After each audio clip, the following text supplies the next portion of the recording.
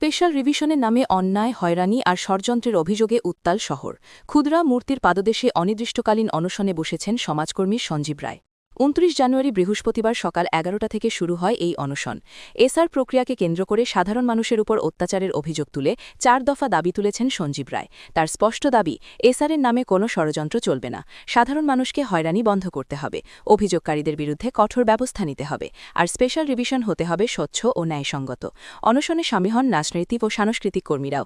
সঞ্জীব রায়ের স্পষ্ট বার্তা, এই লড়াই অন্যায়ের বিরুদ্ধে ন্যায়ের পক্ষে। এখন দেখা প্রশাসন কী পদক্ষেপ নেয়।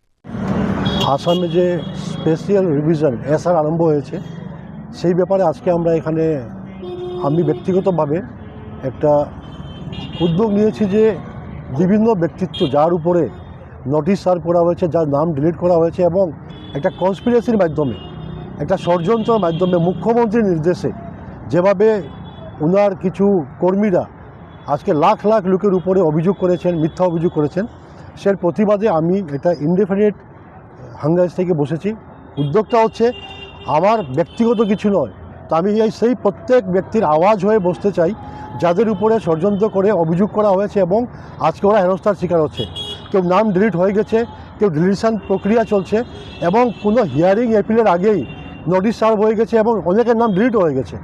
আমাদের দাবিটা আছে যে এই যে একটা প্রক্রিয়া আরম্ভ হয়েছে সমগ্র আসামে, বিশেষ করে বরাক উপত্যকায়, এবং মুখ্যমন্ত্রী স্বীকার করেছে যে উনার নির্দেশ রয়েছে।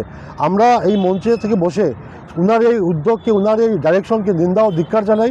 আমরা মনে করি মুখ্যমন্ত্রীর এই বক্তব্য আসামের ইতিহাসে একটা কালো অধ্যায় হয়ে থাকবে, যে উনি নিজেই বলেছেন যে আমি কিছু লোককে হেনস্থা করার জন্য, দিগদারি দেওয়ার জন্য, যন্ত্রণা দেওয়ার জন্য আমি এই ডাইরেকশনটা দিয়েছি।